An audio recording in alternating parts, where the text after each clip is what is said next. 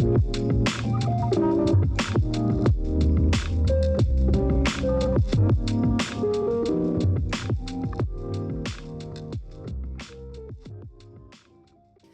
welcome back to Conversations, episode 4. Anthony, how's it going so far? It's good. You know, it's this stuff is just such a great reminder of just kind of getting back to the basics with my spirituality, and I hope y'all are kind of experiencing the same thing and not being too hard on yourselves either about it when you're not getting it right every day. But it's been good. It's been really good. And I think there's something so powerful in having conversations about it and talking about our struggles, talking about our experiences, talking about even just like what we're looking forward to or hoping or what we're learning. Like that's the power of community in Christ. Agreed. For sure. And I think it's so important. I know we keep going back to this, but this is kind of like our anchor here with our spiritual practices. But we want to just remember that these spiritual practices, they're not a to-do list. They're not, checking it off each day. It's really this beautiful invitation to meet Jesus. Yep. Be able to experience him more. That's what we want for 2026, is just to be able to experience Jesus more. And so today we get to talk about Sabbath.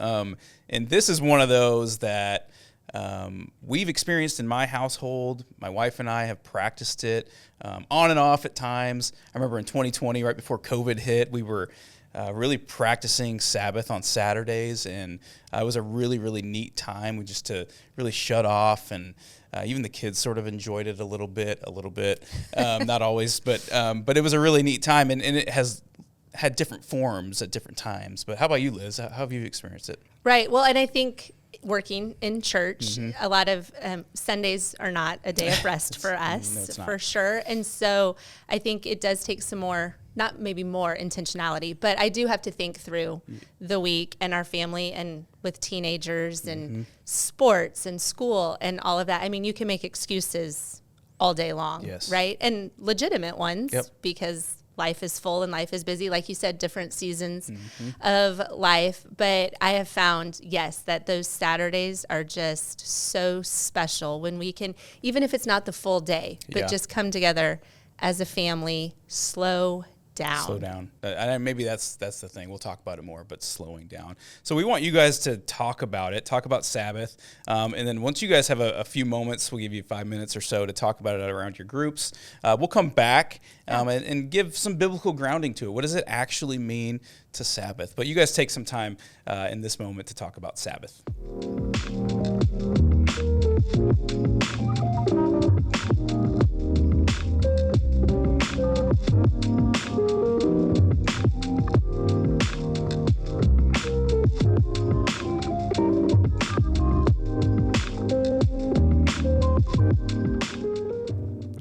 Well, welcome back. Hopefully you have enjoyed your conversation initially about Sabbath and what you think of and what it means to you here. And Anthony, let's dig in. Let's talk Sabbath. Let's talk Sabbath. So Sabbath we came up with is really, it's the practice, because we're talking about spiritual practices, of intentionally, which is a key word there, intentionally stopping work to rest in God's presence and trust his provision. Yeah. That intentional word, again, that's kind of for all of these, all 9 that we'll talk about. It's intentionally doing something. So we're intentionally stopping work to rest in his presence and trust. I think that's the other piece. It's not just rest, right? It's also a trust that we'll talk about a little bit more, but it's a trust in his provision. I think of surrender, really, because when you're just completely stopping what, you're that's right. normally doing, and we said slowing down, that takes a lot of surrender, some obedience there too, to know like, okay, I'm going to trust. Yeah, it's a bit of a reminder that we're not in complete control like we always think we are, right? Right. Yeah. Even if we don't think we're in control, we want to be in control. We do. Right? And it feels really hard to release that need for control. So just really this practice of stopping and slowing down and trusting in the Lord and in his provision. So our heart shift that we like to do with each of these episodes, we are going to, for Sabbath, we are going to go from earning to receiving. And here's that control word, from control to trust. Yeah, control to trust. That's the hardest part of this. For sure. I would completely agree. So when I think of Sabbath, my mind immediately goes to the creation story, right? It's because we know that God worked, he created, and then on the seventh day, he rested. He rested. And I love this because what we know of the Lord, obviously he didn't need to rest, right? He didn't need it, but he was modeling for us this beautiful rhythm of rest before work. And I think in our culture especially, we get that confused. We think that we work so that we can rest, right? We get all of our things done, so then we have the rest to look forward to. But rest here isn't the reward, right? We rest, we get filled and fueled so that we can go and work. Yep. It's almost like instead of the end of the week, it's the beginning of the week, right? We rest for the fuel, or even in our culture, I mean, retirement is kind of the big goal to get to, right? I'm going to work hard for my entire life, and then I get to rest. I get to rest. But this is a totally different perspective on rest. My Sabbath. friends, we always like to joke that we'll talk like next week when things slow down, right? We say it every single week to each other. Well, next week when things slow down, which comes back to that intentional part of it. Exactly. So where else do we find Sabbath? Well, it's first explicitly commanded in Exodus 16. It's the first place where we actually see the word Sabbath. And this is where God is providing manna daily to the Israelites. Right. And he actually says to them, there will be enough manna provided for you each and every day. Now, that manna is for that day, correct? And so for 6 days, or for 5 days, actually, you get the manna for that day. And on the sixth day, you're going to get twice as much manna so that it will provide for the seventh day again being that restful moment. So this is teaching us, number one, again, to trust in God's provision, right? Rather than our own effort. For 6 days, they have to go out and gather the manna. But on the sixth day, they get twice as much that will hold them over for the seventh day, which again is just a trust in that God is going to provide. And the obedience. Exactly. Part of it too. Yep, and it also reveals that rest is an act of faith against that obedience piece, believing God will provide even when we stop working. And that's the hard thing, because, again, back to that control piece where it's always up to us to make sure we have everything that we need. But this is a leaning on God, saying, no, I trust in your provision, not my own. And then we see it again, obviously, in the Ten Commandments. Obviously, in Exodus 20, right? Sabbath isn't just a suggestion, it's a commandment. It says, remember the Sabbath day, keep it holy. Right. Keep it holy. And I think we get a little bit caught up on this, and we'll keep moving forward here and talk more. In Exodus 31, Sabbath is kind of a covenant with God. In verse 16 and 17, it says this: the Israelites are to observe the Sabbath, celebrating it for the generations to come as a lasting covenant.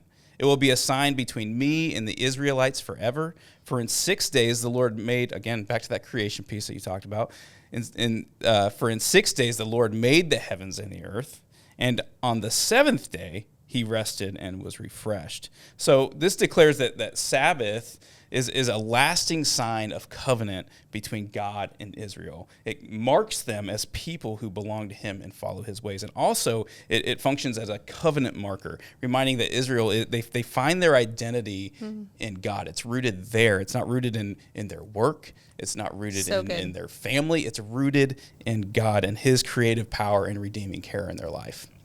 Whew. Yeah. Just preached us a little sermon there. That was good. I don't know. That's good stuff. Okay, and then shifting from Old Testament here to New Testament, because this is important. It is. It's really important. So we always want to look to Jesus. So let's talk about, like, how did Jesus model Sabbath or fulfill Sabbath, or So I think we can look to Mark chapter 2, and 27 and 28 says this. Then he said to them, the Sabbath was made for man, not man for the Sabbath. He goes on to say, so the Son of Man is Lord even of the Sabbath. So under this new covenant, Christians are no longer bound to keep the Sabbath as kind of this legal requirement as it was in the Old Testament. Right. In this new covenant, now we're invited, again, that word invited, we're invited into a rest in Christ. So we rest in Jesus. It's not just a particular day. It's a rest in Jesus that we actually have access to every single day. It's not just on the seventh day of our week. It's true. It's a rest that we always have access to. Rest is found in Jesus, not a particular day. So good. So let's talk about that. Let's talk like some practical application here, because it's important to talk about why we have these. It feels a little ambiguous sometimes, right? It can. And we can, I think, especially with Sabbath and maybe just in my own personal life, but I think there's like this this line that you draw, and it's hard because you don't want to become so legalistic with it. But then at the same time, to avoid the legalism of Sabbath, you can just make it pretty lofty and open, and it's just kind of like whatever. But then I'm like, then you're kind of like, well, what really, exactly am I doing? Yeah, exactly. So with application, I think we can talk through some practical steps, but we've talked a lot about intentionality. And so really just intentionally setting aside time. And with that intentionality comes some planning. So I know like people even suggest making it like an actual date on your calendar and like, this is my time with the Lord. Like you would schedule a meeting, like you would schedule a dinner, but like this is this block of time here that I am scheduling to go and experience Jesus. Yeah. And that intentionality word is important. And, you could look back at sort of the Jewish way of doing this. We practiced this in my house for a while, where when Friday evening would come around, we would have a meal together as a family, and from then until sundown on Saturday night, it was really about stopping our work, stop checking the email, put the devices down for a while, and by like mid-morning Saturday, it's been a really long day at that point because we haven't had a whole lot of distractions, but it's been an amazing moment. We take walks as a family. We appreciate God's creation all around us. It's just a time to just set things down. Now, you don't have to do it that way. Again, it's not this this commandment that you have to set aside this one single day. Maybe for you, it's just a few hours in a given week. I would make it a weekly thing if you can. I think that's really important. Yeah, the consistency part of it is also very important. And you kind of touched on these next three application points that we have, but the next one would be to cease from work, right? So we're stopping the work, and that is both paid work and productivity.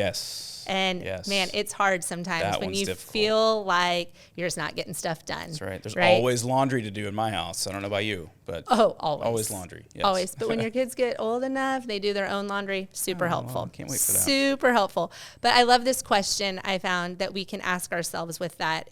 When we are doing things, we're trying to cease from them. We ask ourselves, is this restoring me or making me feel useful? Ooh, that's good. Right? Is this restoring I didn't come up me or with making it. me I feel found useful? it, but I was like, that's pretty solid right there. So we don't want to be useful. Well, okay. It's that whole productivity piece, right? I'm with you. I'm just messing with you. Okay, well, I would expect no less. And then our next point here is, like you had mentioned, limit technology. I mean, if you just shut it all off, at least limit it. That's emails, that's TV, that's games. It's hard during football season. Ooh, it sure is. But you can do it. It sure is. You can do it. We can. we sure can. And then lastly, I love this one, practice delight. Like Sabbath doesn't have to be this, and shouldn't be this dreaded, like, oh my goodness, I'm giving everything up and I'm going to do this thing. So we're practicing delight. So do the things that you enjoy. Like you had mentioned, go for walks, or if music is a joy in your family, we love to play board games in our family. And then feasting. Feasting is a big part of it, right? And gathering around the table. It's community, right? It is. It is. And so we let joy be holy. Yep. I love that. I love that. Let joy be holy. Let That's joy good. be holy. All right. Well, it's your turn to start talking about it around your groups, and we want you to have some discussion around this because, again, this isn't about pressure. This isn't about guilt. Right. How can you experience this? So here's some questions we want you guys to discuss. Number one, what feels hardest about resting for a full day or even a few hours? What feels difficult about that? Secondly, where do you notice resistance in yourself when you try to slow down? Man, I think we can all think about the ways that we just don't want to do it. We don't want to slow down. Absolutely. Thirdly, what might Sabbath heal in you? Wow, that's good. Emotionally, spiritually, relationally. What sort of healing does God want to bring you? Because Sabbath is supposed obedience? to be that restoring, Exactly. that filling. Yeah. Yep. And think about a weekly experience like that. I mean, that's huge for us. So true. And then lastly, how might Sabbath look different in different seasons of life? We've talked about that already, that, when you have young kids, Sabbath could look a little bit different. You have teenagers and one kid out of the house these days. Sabbath looks a little bit different for you today. You may be with an empty nester now, and Sabbath, again, it's gonna look different in different seasons of life. How does that look for you? So take some time to discuss Sabbath. Thank you so much for joining us today, and we hope you have great discussion and be able to add this to your life if you're not already practicing it.